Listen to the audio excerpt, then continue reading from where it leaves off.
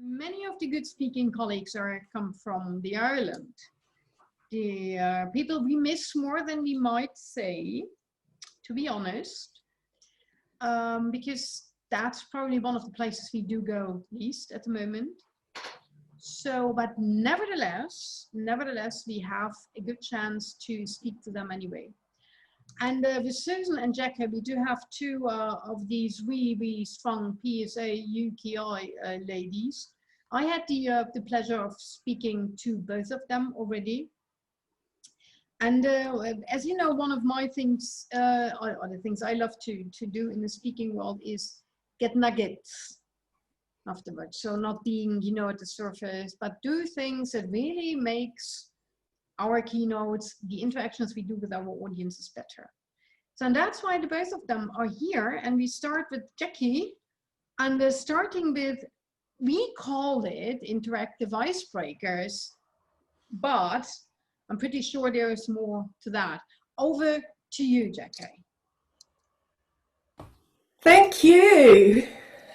Hello, lovely speakers. I looked up how to say hello in Dutch. It said, hello. Oi, yeah, yeah, easy. So I'm pleased I've learned a new word. My day job is copywriting, and as such, I know how to get a message across, whether that is on paper or on screen. And sometimes that is the best way to communicate. Sometimes the best way to make your message land is via a talk, whether you deliver that on site or online. And sometimes the best way to embed a message is by an activity that your audience undertakes, because there's more chance they'll remember it when they do something rather than just passively sitting back and listening or reading your wonderful information. Now, this isn't a new idea, but if I can be made host for a moment, I will share my screen and show you a bit of research that was done 50, 60, 70 years ago about the cone of learning. And I'm not... Sorry, did you make your host? Jan, heb jij Jackie weer host gemaakt? Hold on a second. You see, you need the power. Now you are back in power. Okay, I see it. Got hosting privileges. I'm going to show you a document, if it will let me. Here we go, which is the cone of learning, which was discovered or first defined by Edgar Gale. So you should be able to see this diagram of a triangle. And it says that after 2 weeks, 90% of what people say and do is likely to be remembered. That means that they simulate the real thing, they have a practice. They'll remember 70% of what they say without doing anything. And those are both passive types of communication.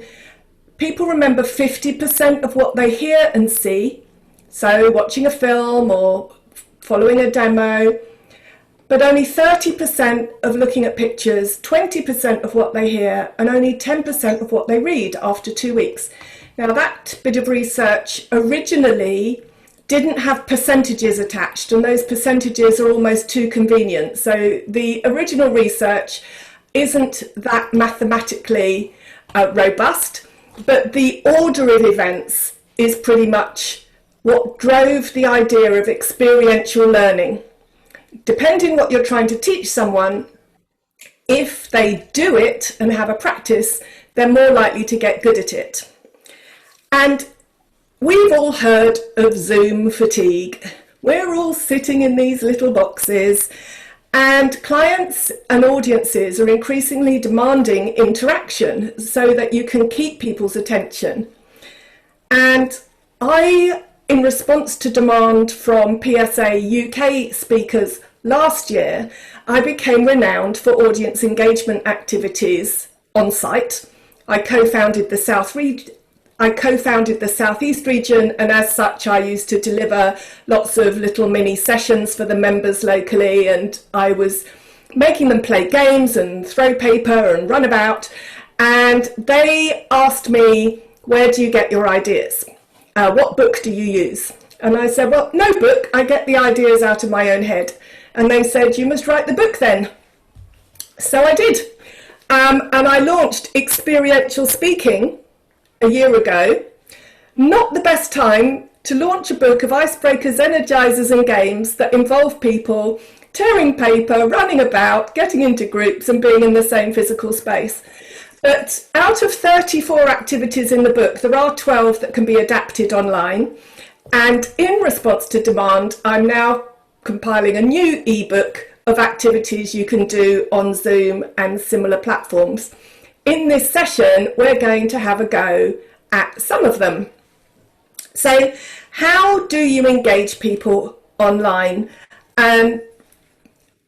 First of all, you will notice in pretty much every meeting, there's a bit of a delay while people arrive, while the host lets people in from the waiting room, while people get their audio connected, while they get their video connected.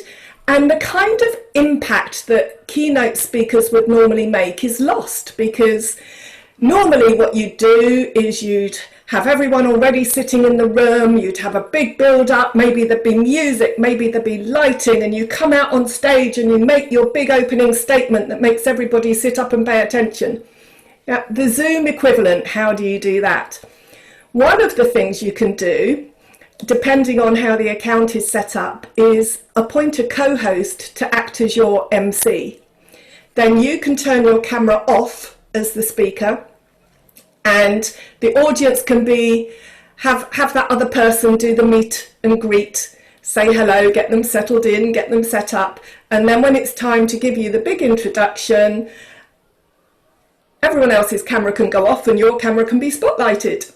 And then you can start your talk with your statistic that is so shocking, or with your headline statement that is going to instantly get them listening to your brilliant storytelling or the amazing performance that you would give. You don't have to have a co-host to do all that for you and to do your AV check for you. There are other things you can set up so people can be doing something while they wait. And one of those things is the inbuilt polling feature that Zoom has. And I can just give you an example poll now. It's just a simple technical question about what device you're using. And with any luck, you should be able to, with a simple click, answer the question. I can see there are 11 people on the call, of which 6, 7, 8 have already voted. I'll give it a few more seconds. If you cannot see the poll, then send me a message in chat. As with all technology, it doesn't always work seamlessly, and I have found some people, depending on what device they're on or what version they're running, they can't see polls. 10 people have voted so far. If there is one person who can't, then open the chat box by clicking the speech bubble and type me a message, and then I'll know. Here we go. Everyone's managed to answer the poll, so I will share the results, and we can all see everyone in this meeting's on a desktop or a laptop computer. Now, that is really good to know, because if I'm giving instructions to people to say, for example, open the chat box. If you're on a desktop or a laptop, the chat box is the speech bubble at the bottom of the screen. But if your users are on a tablet or a phone, the chat box is the speech bubble at the top of the screen. So if you're giving instructions, you need to know what platform they're using, what device they're using, and then you can give the right instructions. So a poll that is running for a practical and sensible purpose gives people something to do the minute they join your meeting, and you can ask whatever questions make sense for you. There's another thing that is commonly done, and that is, especially with Zoom being a global platform and anyone in the world can attend your meetings, they don't have to travel to London and they don't have to travel to Amsterdam much as they might want to, you can just ask them where in the world they are. So now, different ways to do that. Some are more predictable than others. So to do that, let's go open the chat box and just type, "Where in the world are you?"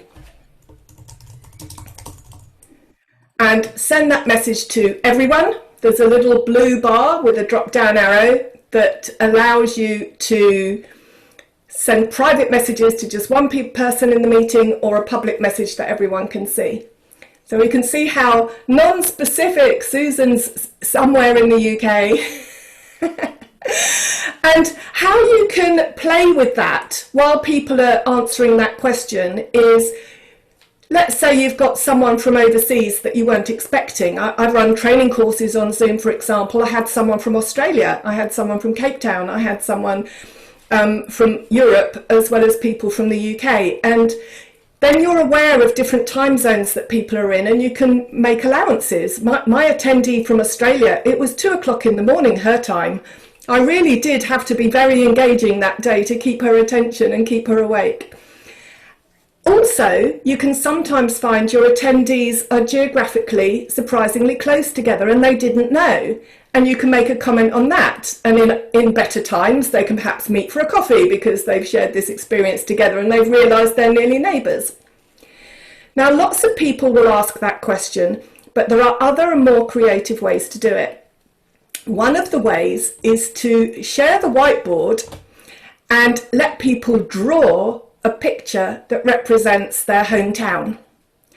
There is a risk to that because the drawing on a shared whiteboard can be anonymous, and if someone chooses to draw something inappropriate, then you've opened that out for everybody else to see. So if you don't want to risk people drawing on the whiteboard, you can ask them to get a piece of paper in advance of your meeting or during the meeting and ask them to draw a picture. So for example, I've drawn a picture.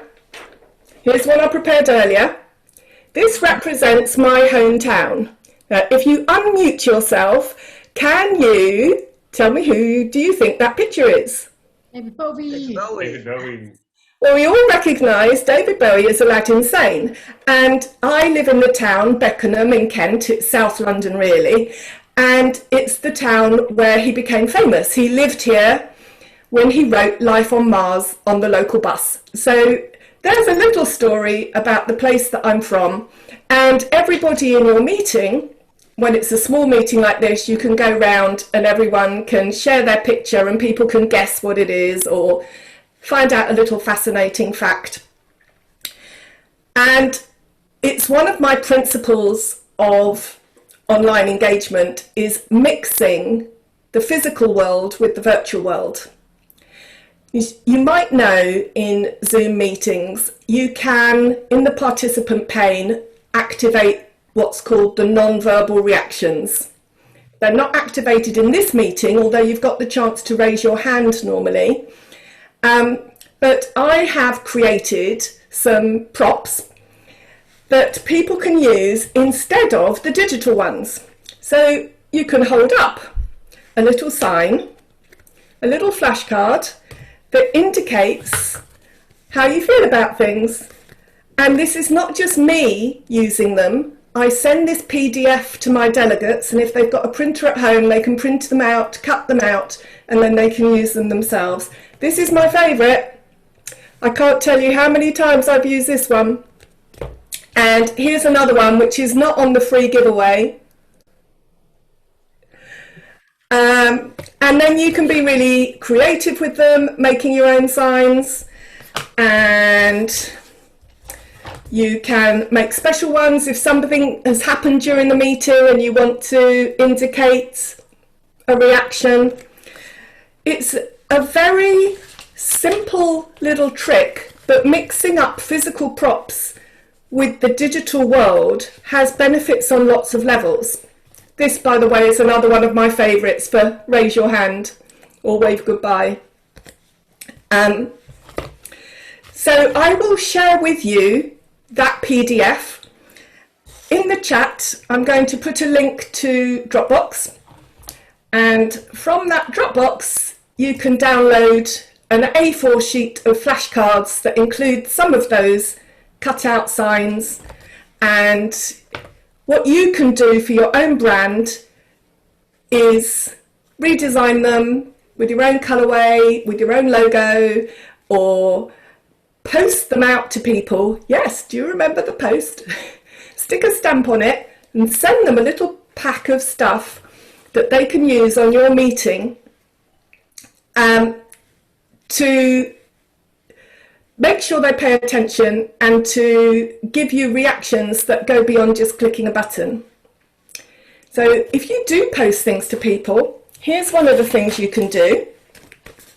Send them an envelope, a sealed envelope that says do not open until advised.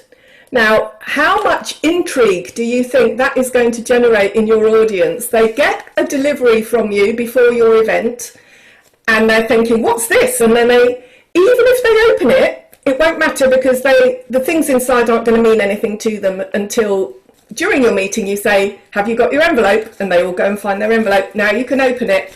And what do they find inside? Well, one of the things they might find inside is voting cards.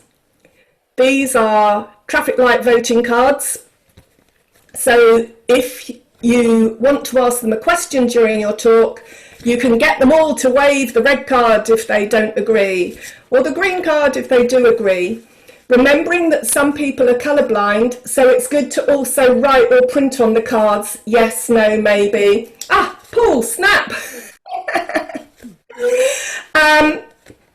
So these things are very simple, but they make all the difference.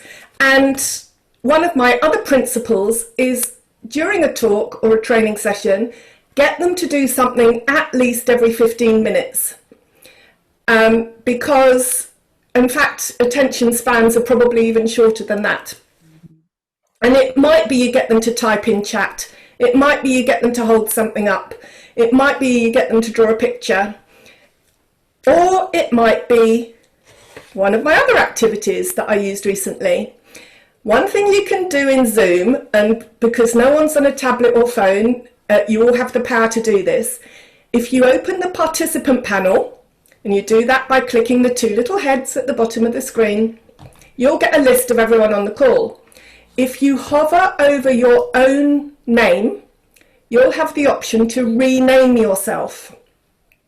So what I'll ask you to do is add in front of your name the number of years that you've been a professional speaker or trainer or presenter or facilitator. So you keep your name there. Otherwise it's a real test for me to remember who's who. And I'm not going to judge you on this, it's just for the purposes of demonstration. What a lot of experienced people we've got, from up to 26 years. And if you do something like this, the benefits are multiple.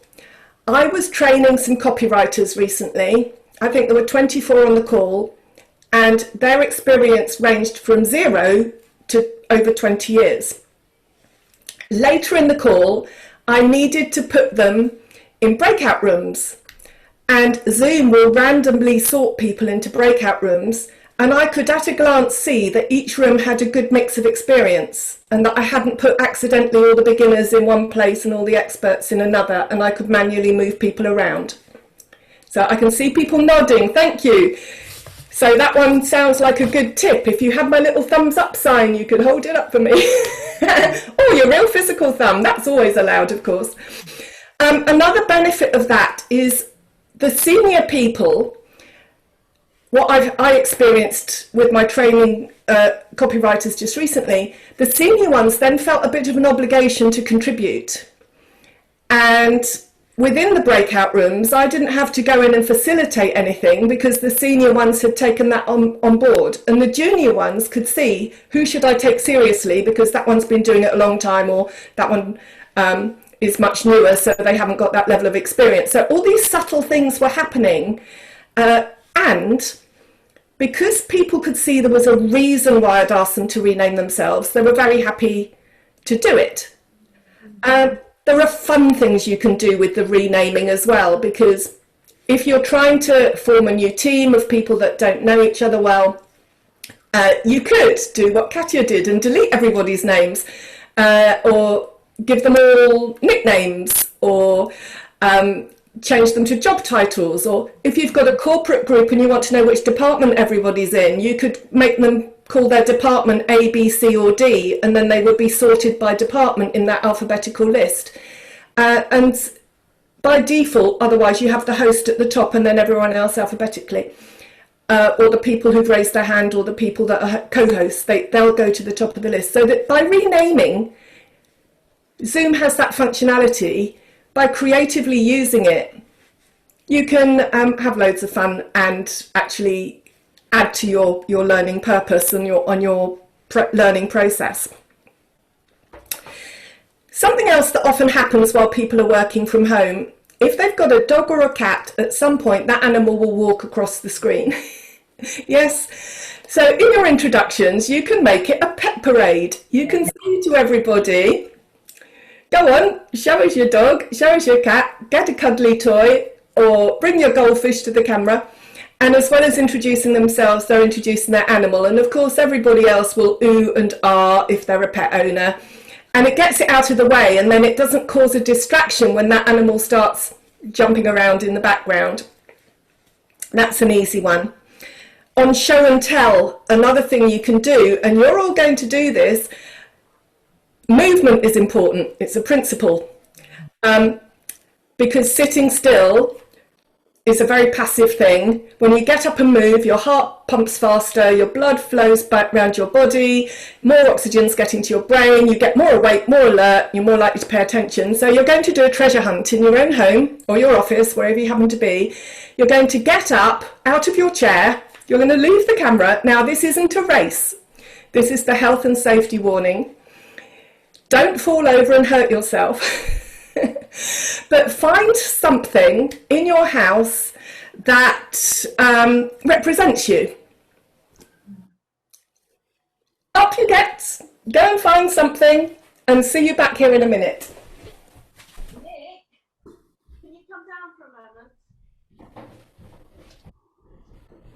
Come down for a moment.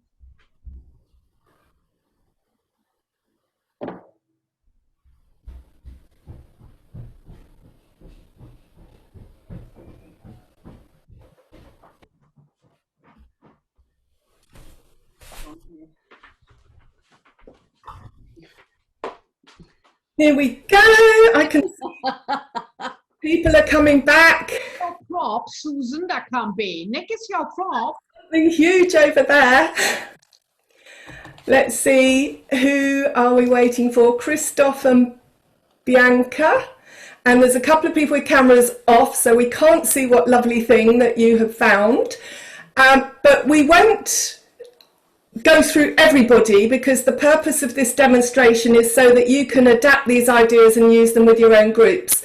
Of course, normally you'd go around and hear everybody's story. So, for example, here's mine. It's a little statue of a dancer. Dancing's one of my big hobbies. So it's a quick getting to know you activity. I'm going to choose some people. Paulie, what's yours? I'll send you an unmute request. This is my hammer. Of course. It's crystal. So I can smash everybody in the face who wants to hurt me. I'm tough now, as past president. I certainly learned something new about you today. X-Team, what's the thing that you have brought, that big blue screen? Beautiful. I've asked you to, I've sent an unmute, but I can't hear you, so I don't know if your microphone is on or off. Can you hear me like that? Yes, thank you. So this is sort of a representation of me. It is bright, colorful and blue. All the kind of stuff I went through this past year. It is also the only door I currently have for my bathroom because I'm in the middle of a renovation. And it's also a painting that I like. That is a sort of a symbol of. Lovely, thank you. Susan seems to have brought a human as her Prop. Human prop. Yeah. Yes. It's actually my son. He's 20 years old and he's also a musician. He's studying, he's a composer.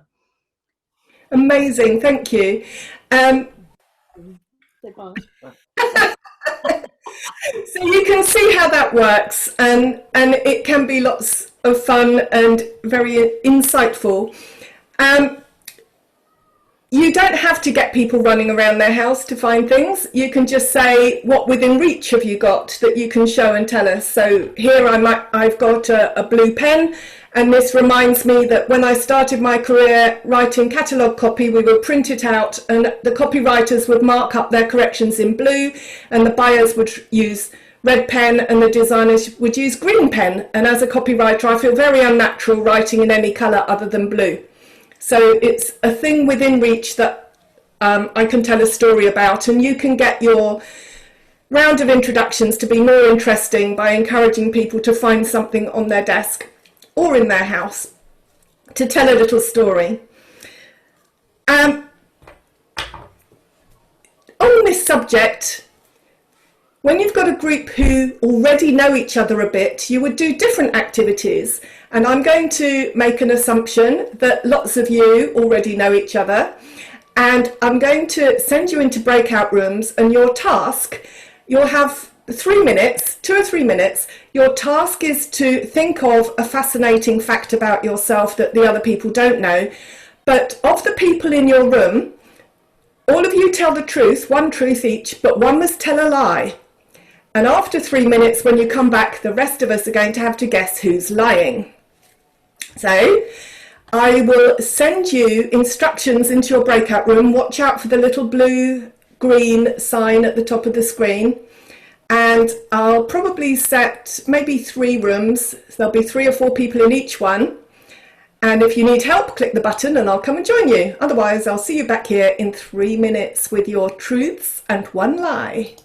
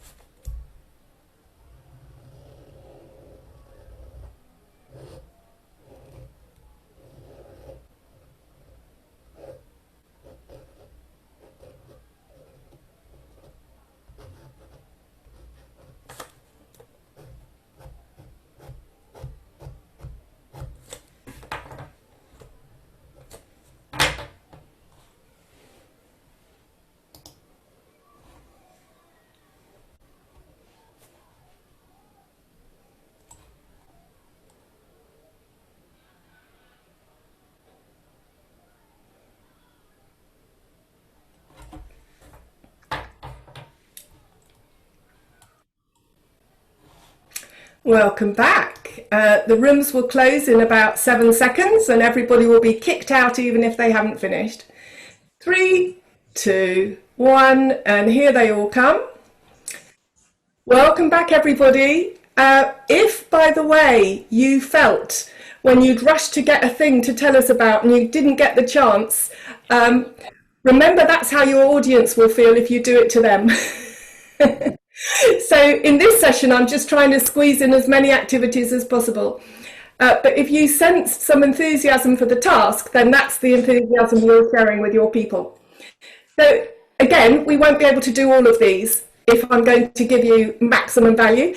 Let's just start with room 1, which was Susan, Frank, Dr. Hans and Paulie. So Susan, if you unmute, tell us the rest of us, we're going to guess who's lying. What was your fact, Susan? I have my college colours, my college award, like they have with Oxford and Cambridge, for skiing. Okay. And Frank? I'm a professional wine taster and I've got a degree in wine. A degree in wine. Okay. And Hans? I love baseball. I don't miss a game on TV and I try to visit a baseball game whenever I'm in America. Okay, baseball. And Paulie? I have 7 siblings, so we were 4 boys, 4 girls. Okay, who do we think is lying? So how we'll do this is by... Bianca already says it's Paul. We'll do this by show of hands. Everybody I can see's camera is on. So we use physical hands. If you think Susan's lying, raise your hand. Or we will believe, not convinced about the skiing. Frank, is Frank lying? Everyone believes the wine tasting. Frank. Oh, Eckstein is not convinced. Who thinks Hans is lying? Katya does. And who thinks Paulie's not one of 8? Oh. All right, well, the person who was lying, please admit it. Oh my God, yeah. I hate baseball, but I love basketball. So now, again, I can see, with people muted, you can't hear laughter, but I can see people are laughing. And you can see the same thing would work with a group if you were doing this with them. As a getting to know you, team building, bonding kind of a session. I actually did this with some senior leaders and I was quite scared. I thought, will they go for it?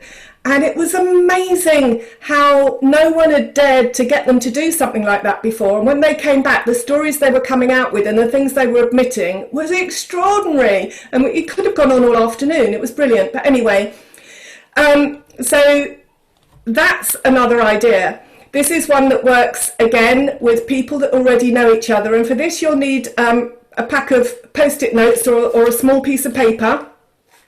So if you are in an office where you're able to get a little bit of stationery, or a card or a scrap of paper, you're going to be asked in a minute to draw a picture. So you'll also need to get a pen. Don't worry, it's not an art challenge. Oh, a huge piece of paper, huge board. Oh, so Eckstein currently doesn't have any screen on the bathroom. We know that, don't we? So that's a lot of information. So you've got your Post-it and your pen. Your task is to draw a pig, a farmyard animal, a pig. A pig. Oh, okay. Someone told me once they were going to draw Donald Trump, but no, I meant the farmyard animal. So you just do your own pig drawing. Like I say, it's not an art competition. Which most people think is just as well. And when you've drawn your pig, if you were doing this in the same physical space with people, you can stick them all on the flip chart, make a gallery, and everyone gathers around. But when you've done it, hold up your pig to your camera so we can all see. And Then Bad. people still drawing. Let's just admire this wonderful artwork. Some people say their pigs look like cats. All right, I'm Oh my God. I'm going to interpret these drawings, and this is not scientific. So when you would use this activity, it's for a laugh at the beginning of a day or beginning of a session, especially if you're doing something around psychometric profiling or any of those sorts of topics, because this is the pig personality profile. You'll find it all over Google. I didn't invent it, and there are different versions. But this is the version from my book. So have a look at your pig, and this is the interpretation. If your pig is drawn towards the top of your paper, you're an optimistic person with a positive attitude. If it's towards the bottom of your paper, you can see that that was a popular vote. Bottom of the paper, you're more pessimistic. If it's the middle of the page, you're a realist who tends to face facts. If your pig faces left, you believe in tradition, you're friendly and outgoing, you tend to remember dates and birthdays. If your pig's facing right, you're innovative and active, but less good at remembering dates. If the pig's facing forward, you're direct, straightforward, welcome discussion, and enjoy playing devil's advocate. If the pig has lots of details, you're analytical, cautious, and maybe distrustful. If the pig has few details, you're more impulsive, care little for detail, and you're willing to take risks. If the pig has 4 legs showing, you're secure, stick to your ideals, and can be stubborn. If the pig has fewer than 4 legs showing, you may be insecure, uncertain, or living through a period of major change. And let's face it, who isn't? But anyway, the larger the pig's ears you've drawn, the better listener you are, according to Google, so it must be true. And last but not least, the longer the pig's tail you have drawn, the more satisfied you are with the quality of your sex life. That one I like. I do remember having a man take his pig drawing home to show his wife, and I have no idea why, but you can see that you can adapt that final line according to the brand that you represent or the clients in your group. But it's a fun way of working into a session and setting them up to think, well, this is unexpected. I didn't think I was going to be drawing pigs. And suddenly you've got their attention and they're going to listen to the next thing you say, but you have to make it relevant. And it might not be a pig. You could change it to be draw a cat or some other thing that is a fit with your topic and your learning outcome. Let's do another one, which is a way of practicing Zoom technology and also a way of getting audience votes and views about something. And for this, you need to know how to turn your camera on and off. And to do that, you hover over the video camera at the bottom of the screen where it says stop video. When it's got a red line through it, the camera will go off.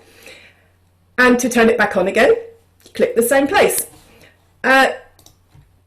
Now, the other thing you need to do, and the host can't override it, so you have to do it yourself, beside that camera icon is a little up pointing arrow. And with that up pointing arrow, you go to video settings, and then you scroll down, and one of those tick boxes at the bottom says hide non-video participants. So you go to video options, which is hiding beside that up pointing arrow, and you choose hide non-video participants. And what will happen then is anyone whose camera is off, they'll disappear from your screen and you'll only see people whose camera is on. There is another workaround if you can't do that for whatever reason. If you see somebody whose camera is off, you'll have a black square with their name or their icon, and in the top of that black square are 3 little dots. And if you click those 3 little dots, doesn't matter which person you pick, you can go to hide non-video participants there.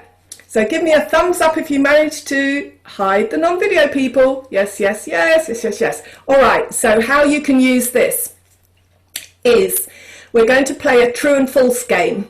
I'm going to ask you some questions about PSA Netherlands. And if you think the question is true, you leave your camera on.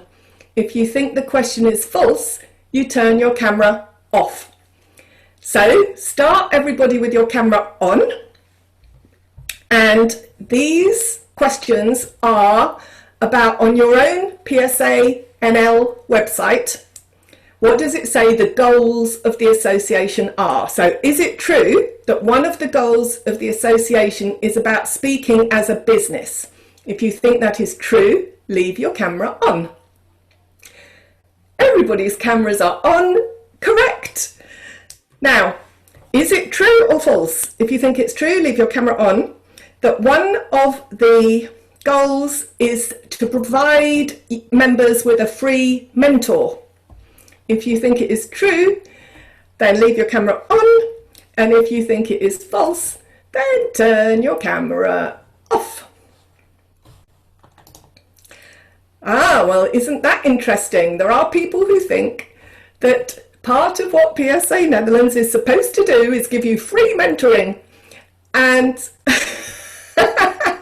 maybe you do, but it doesn't say it on the website. So the official answer, according to the website, is no, that's not what PSA says. Oh, it's not yet on the website. See, the things you learn when you do these activities. So, is it true or false that one of the things is to develop members as speakers? If you think it's true, then leave your camera on. Yes, indeed, it's true. Is it true that you get guaranteed referrals as a member of PSA Netherlands? Oh, most people have vanished, at least from my screen. So, Paul is saying you get guaranteed referrals as a member of PSA, and Katya's saying the same. And they should know. The website doesn't say it, but anyway, is it true or false that PSA Netherlands helps you get in touch with fellow speakers? Freya and Beatrice say no. No, they've changed their mind. Beatrice says yes. We all say yes, that is true. That's what the website says. And is it true or false that PSA Netherlands helps you generate regular income as a stated goal on the site? Oh, lots of people have vanished. Just me remaining, and I'm leaving my camera on even though I know the answer. You are correct in that it is false. PSA Netherlands doesn't claim to feed you regular income. And finally, attend international conferences. Is that something that PSA Netherlands helps you do? Cameras on if you say yes. Correct. You are all right. Those are the goals of the organisation, and if I just show you the screen, you will see that this is what it says. This is where I've got my information. Speaking as a business, develop as a speaker, access to fellow speakers nationally, internationally, and members of the Global Speaking Federation. So you can use that true or false game because people have to make a vote. And you could use it, for example, if you were giving company figures to say, do you think the next results for this month are going to be higher or lower than last month? And you can have cameras turned on and off in answer to whatever question you want. It could be a yes/no answer rather than a true/false answer. And of course, you can use other tools which are, other than the Zoom voting, there are other tools you can embed, such as Mentimeter. And I've got two questions. I'm going to put them in chat. And I know time is flying by, but you need a second device. So you either need to open a separate browser window or get your phone or a tablet and visit menti.com and type in the code 2719124. And you should see a question there. And code, please. I'll repeat the code: 27 19 12 4. And you'll have, it's only two questions I've set up.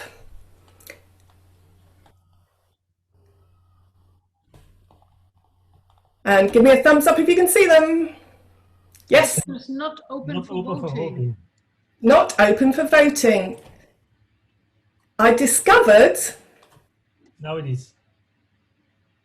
this is a top tip. If you type the letter C on your keyboard, it closes the vote. And I type the letter C when I type menti.com. So I can see 2 people have answered. You might be able to, I'm not sharing my screen, but you might be able to see other people answering at the same time. 3 or 4, 5 people have answered.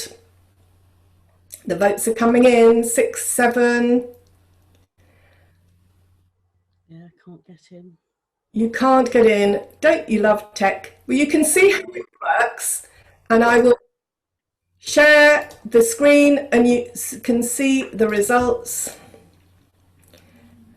And then 8 people have voted correct. People in that pink column in the middle, the whole Speaker Association joins the GSF. And Captain Kirk is part of the Federation, not the Global Speakers Federation. So you can embed graphic tools. I use Mentimeter for voting, and it gives the winner a shower of confetti, and it's a bit more visually interesting than the polls that are built into Zoom, which are much more simple and straightforward. And that is many, but not all, of the games that you can play on Zoom, using the different things that you have. The participant panel with renaming, the polling feature, external polls, screen share, whiteboard, chat, cameras on and off. That's all the functionality can be turned into a game if you're creative about it.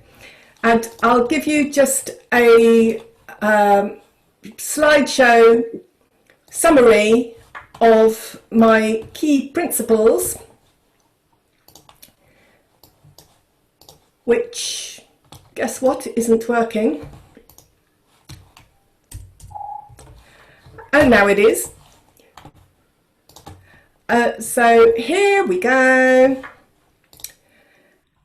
My advice, and if you've got a smaller screen on your laptop, you might want to collapse the thumbnails, images, and the chat, but you can see, get them doing something every 15 minutes at least when you're online. Mix up the physical world with the virtual world, for example, giving them props or asking them to go and find them. Get them moving about because that gets their blood flow going and gets their attention back in the room. Make everything relevant so they see the point. Don't just copy what I do, adapt it to you, match your own delivery style and your own theme of your event. And remember, it's all about the audience and not about you. Let's end with one more thing, for which you will need a blank piece of A4 paper. And it doesn't have to be A4.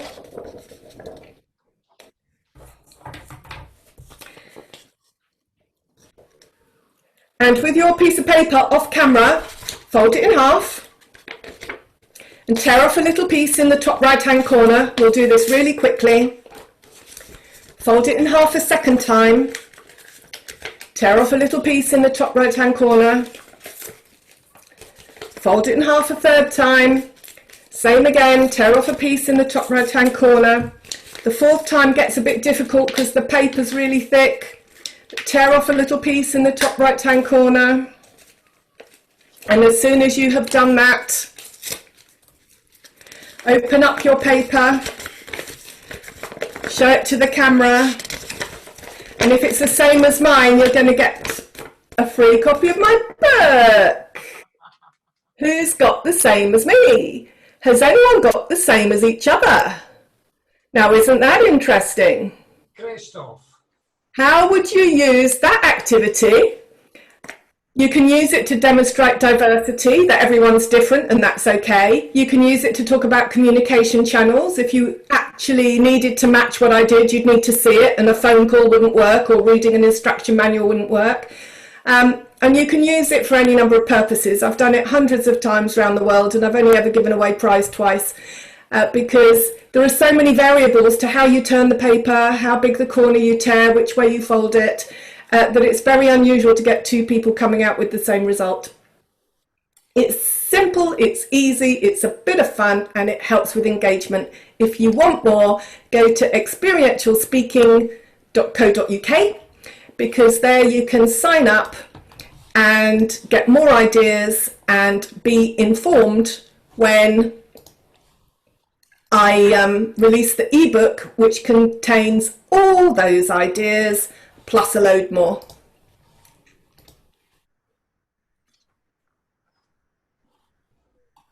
There's silent applause. It's so weird. Oh, this is it. Thank you.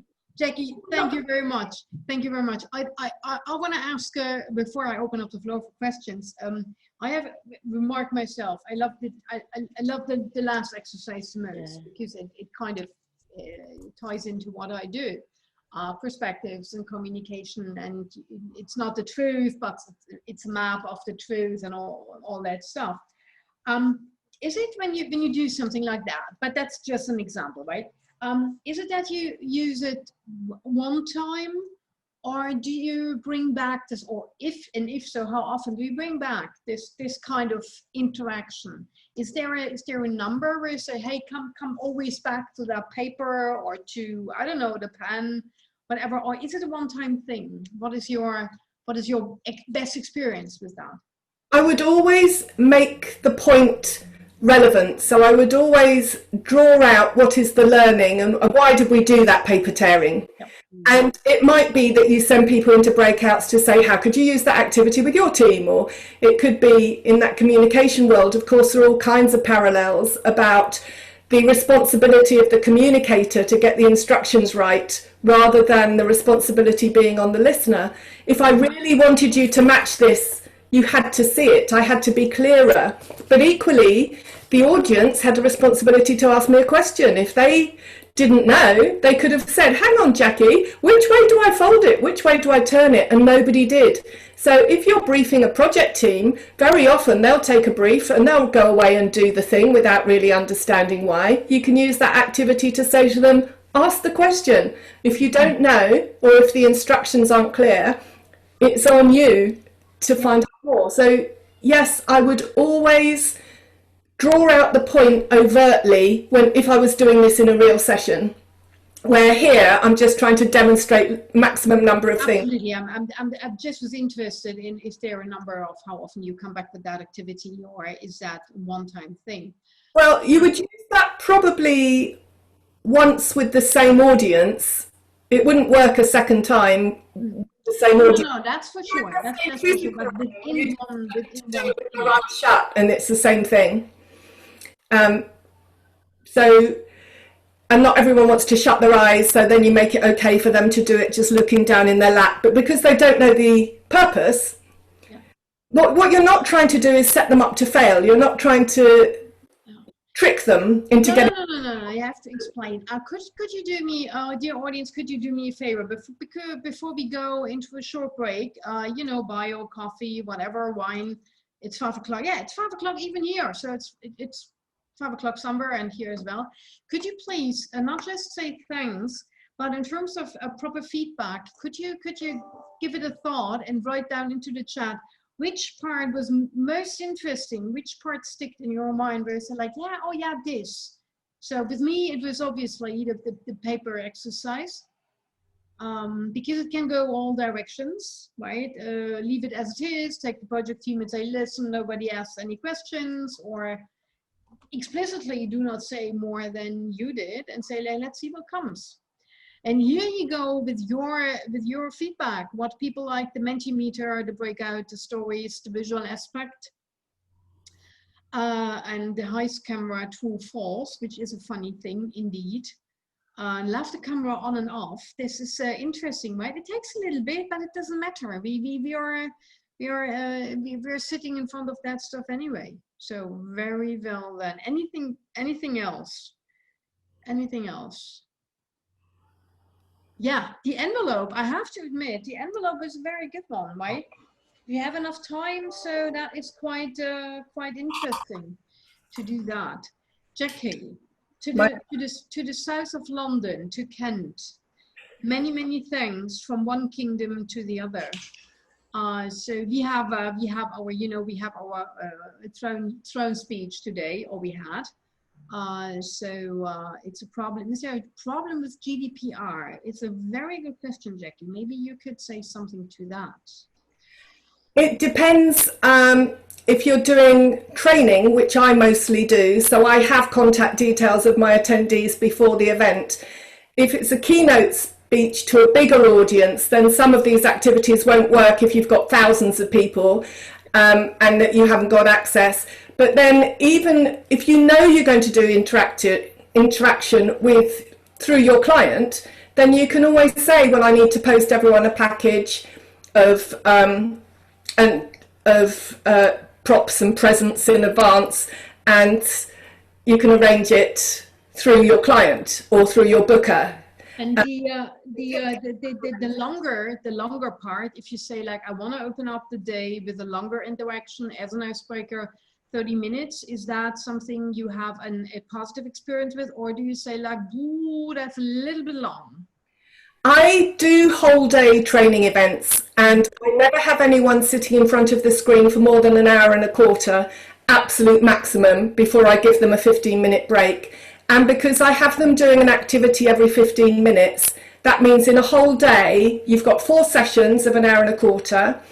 And in each session, you've got at least 3 activities. Yep. And one at the beginning of the day and the one at the end of the day. The beginning of the day will be the getting to know you session. I don't like the word icebreaker really, because it suggests that it's a frosty, icy atmosphere before you warm them up, and that's not the case. I like to think of it more as a getting to know you, and you're getting people focused. They've got their real world, they've got kids running about, or they've got whatever's going on in life, and you need to just give them something to let them put that behind them and listen to what you're going to be sharing with them, what value they're going to get. And at the end of the day, I'll often do a revision activity. Mm-hmm. So it might be at the beginning. Yeah. It might be a quiz, it might be camera on off. There are all kinds of games you can adapt from the real world to the virtual world. You can do a whole load of games around jargon busters, which I love to do, by adapting charades or articulate or drawing games to get people to learn words and phrases or concepts that you've shared if you're giving them something complex. So I wouldn't do a whole 30-minute session, because that's too much for people's attention. I do 15 minutes at a time. Thank you very much. Thank you to the South of London.